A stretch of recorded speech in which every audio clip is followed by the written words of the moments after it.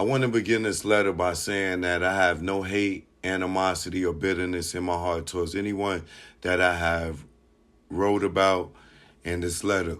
But because I am at the point in my life where my future depends on my honesty, and that the honesty being spreaded amongst the people who love me and deserve to hear my story, it is very necessary that I tell my story. The way, the why, the who, the when, the how. This letter is to my sisters, Lisa and Cassandra, who are on my father's side.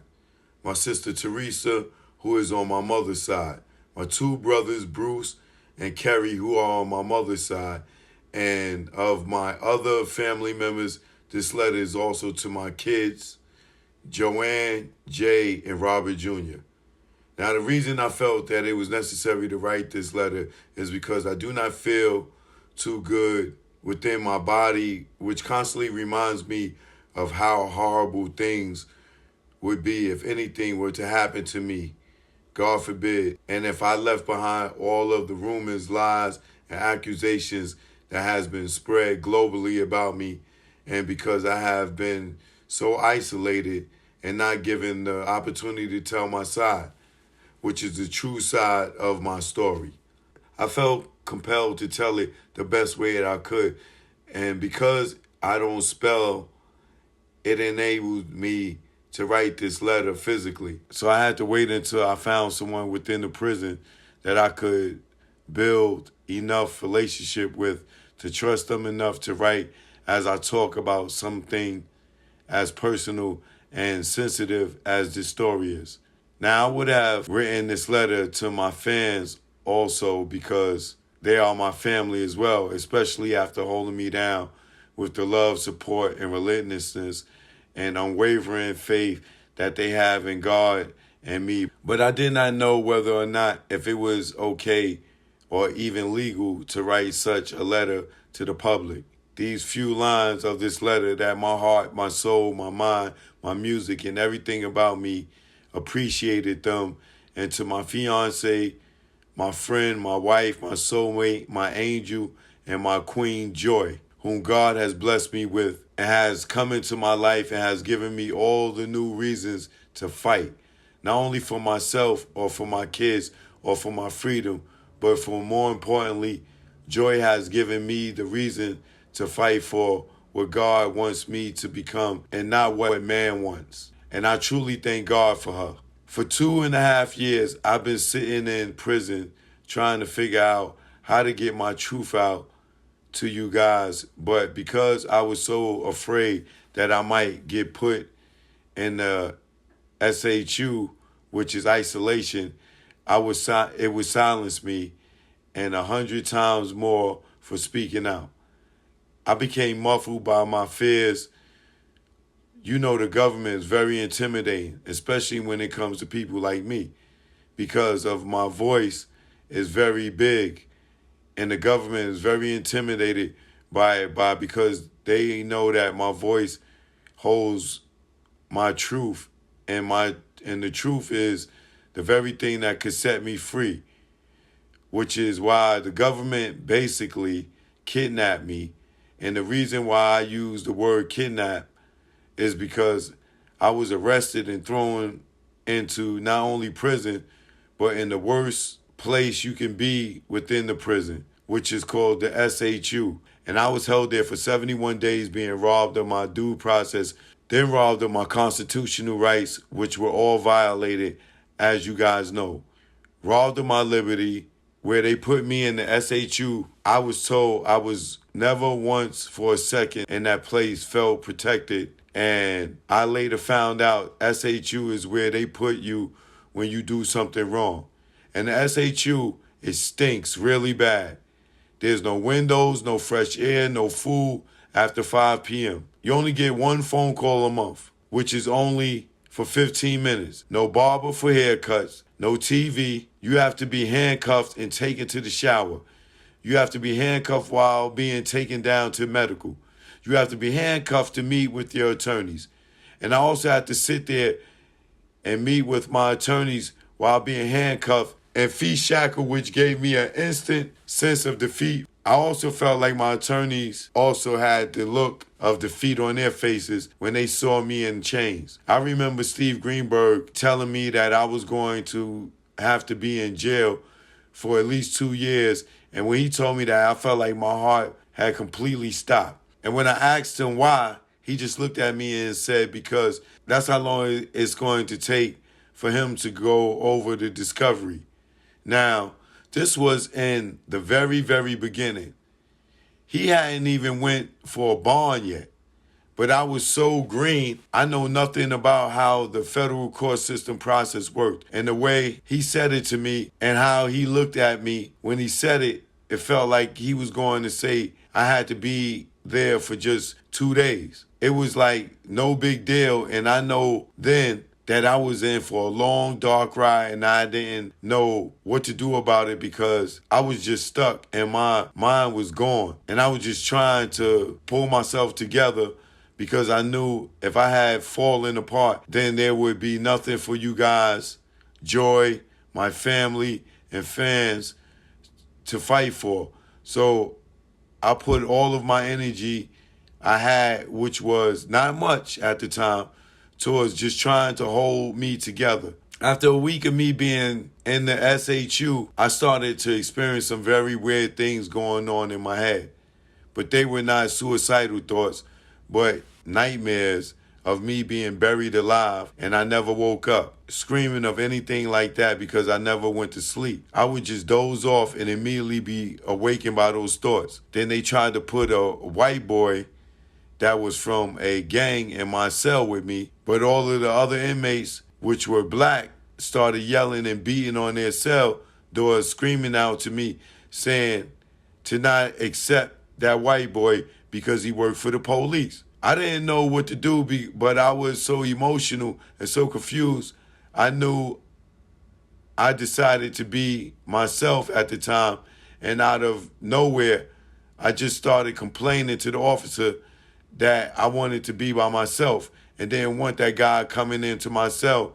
And so the officers left the guy, but an hour later, they came back to my cell, handcuffed me and took me into the suicide room. It was 100 times worse than the cell I was in already because the inmate that was in the suicide room right before me had wiped the walls in that cell with his own feces. And although the officers cleaned it before they put me in there, the smell was still in that cell. The bed was on the floor with a big haunting light right over it. And every morning that light would flick on at 6:30 in the morning, then flick off at 10:30 p.m. every night. At some point, Epstein had killed himself. That's when they put me back in the original cell and made me take another cellmate, which was another gang member who was put in the SHU for fighting and was in jail for gun violence.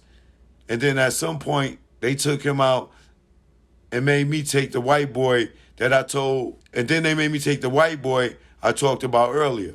I was told that if I didn't take him, the officer said that the judge was going to hear about it and it wouldn't be good for my case. And so I took him. Long story short, the white boy ends up getting into it with a bunch of black gang members, and that's when I heard him yell out from the cell that he had made a knife, and that's why he's in the SHU. A day later, the guy steals my radio after I marked it by putting my initials on it, and I come back from the legal visit, and he switched my new radio with his old radio, and at some point I reported it because that's what I was told to do. But when I told the lieutenant, he just told me to go back to the cell and tell the inmate to keep his hands off my property. But I explained to the lieutenant that I thought I was doing the right thing by reporting it, and that if I go back in the cell not knowing who this guy is or what his case is about or what kind of time he's facing, there's no telling what I might do to him just because I'm afraid of what he might try and do to me. But I felt like he wanted something to happen between me and him. But of course I can't prove that. The officers would come and get me for a shower. They would back me out of the cell door and handcuff me. And I'm handcuffed. The officer would start talking and laughing with me about certain songs that I wrote. and the officers would ask me to sing some of the songs, and I would do it. But I thought I could get some extra food from them because I have seen other inmates get extra food for cleaning up or folding clothes, but I didn't get any extra food. But they would continue to ask me to sing there, here and there, hoping that at some point they would give me some extra food because, oh my God, I stay hungry all the time.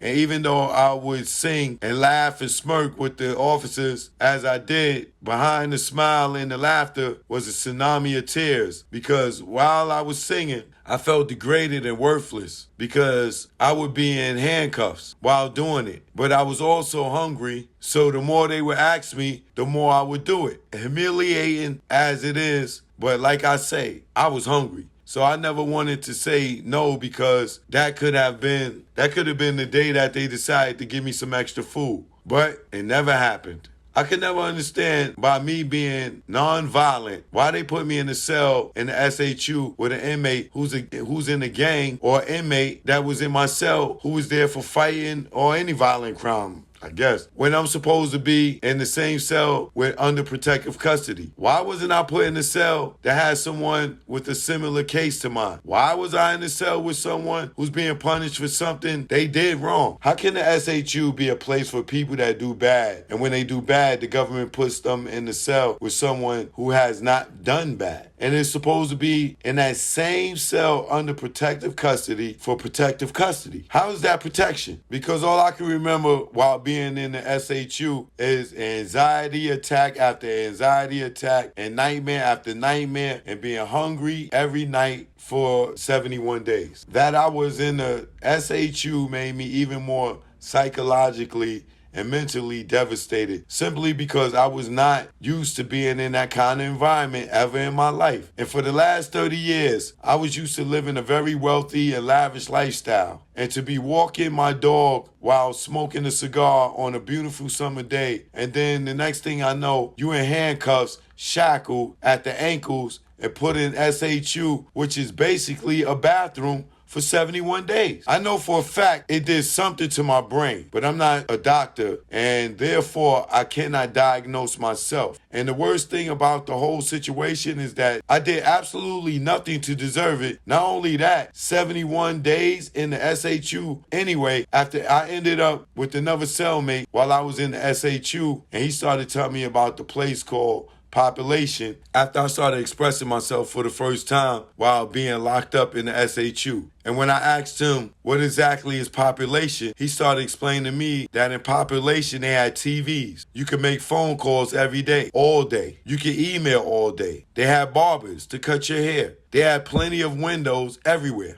You could actually see people, traffic in the city, and you could go to the rooftop where there was outside basketball and soccer. He also told me that you never had to be handcuffed when you meet your attorneys or go to medical or when you take a shower, or you could take a shower anytime you want to. Then he started telling me about commissary, which I have never heard of, that they had that before. He said commissary is where you could order food like mackerel, crackers, rice, coffee, and creamer and sugar. You could order sausage, noodles, MP3 players to listen to your music, and you could eat whenever you wanted to throughout the whole day. And I'm not going to lie. I had been in this SHU all that time without these things, and it felt like he was describing heaven to me. And when I talked to my attorney, I was so upset. I explained the difference between Population and what he told me the prison had called protective custody, because I had been telling him for weeks, how I needed food, fresh air, and all the other things that I found out they had in Population. But it had just seemed no one wanted me out of SHU. And it felt like to me that the MCC didn't want me in Population because I would be able to communicate on the phones, computers, and more legal visits. And I believe Steve Greenberg didn't want me out of the SHU because he wanted me to be isolated so that I couldn't have no control or the resources to confine in other legal advice. But I couldn't take it anymore because I felt like I was going to die in the SHU. So I demanded that he make sure I come out of the SHU and get into Population. And even though Steve, along with some of the lieutenants there took a while to make it happen. After 71 horrible and inhumane, agonizing, humiliating, and most of all, traumatizing days and nights spent in SHU, I was finally brought to population.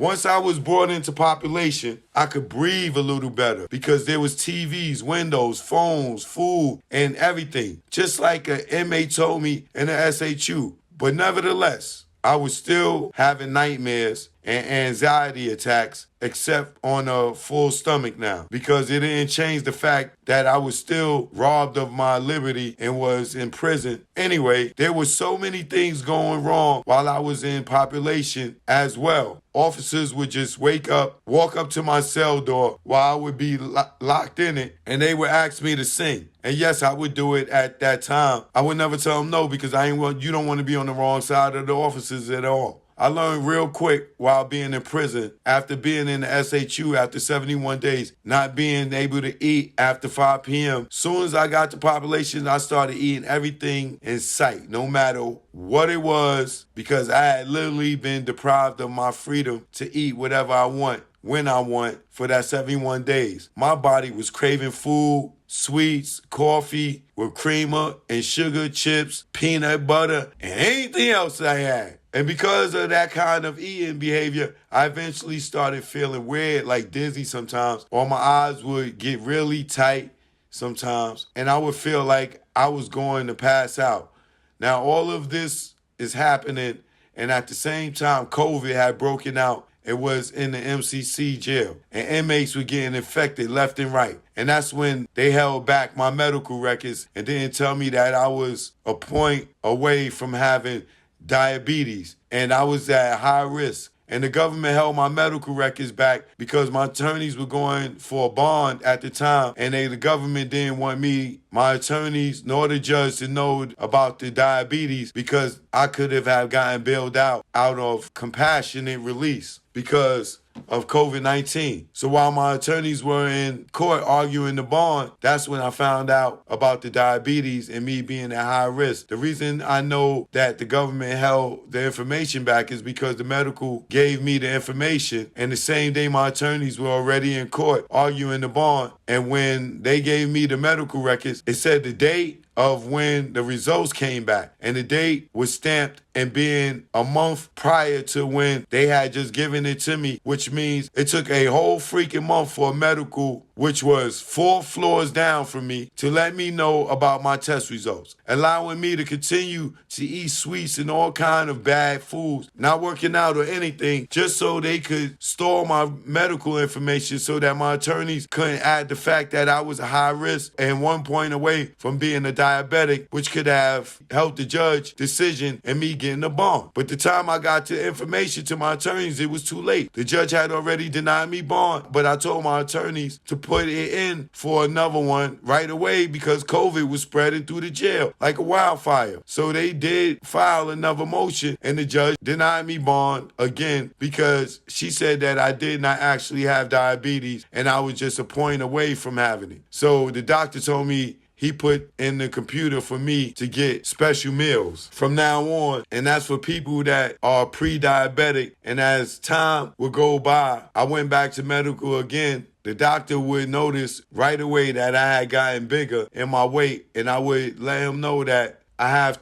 yet to receive the healthy food that he prescribed, and he would put it in the computer again. And whenever I would go back to the doctor, which was every other month, he would go through the same thing. And that is me telling the doctor that I still haven't received the healthy food. Now, I even told him at one point that I had seen other inmates getting it. Nevertheless, I've been locked up for 2.5 years and still have not received a healthy meal. And I'm 100% sure that my medical records are in the BOP system and they should know everything about my health. And nothing is being done. Bottom line is, because I never received the healthy meals and because they held my medical information back from me for a whole month, which I could have started to eat better, I could have at least tried to do some kind of exercise. I ended up being diagnosed with type 2 diabetes.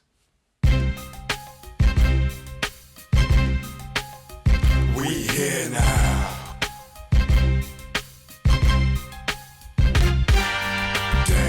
wish I was pushing the act.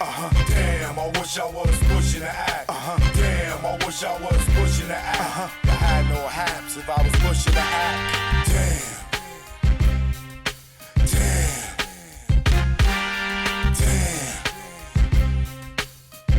I wish I was pushing the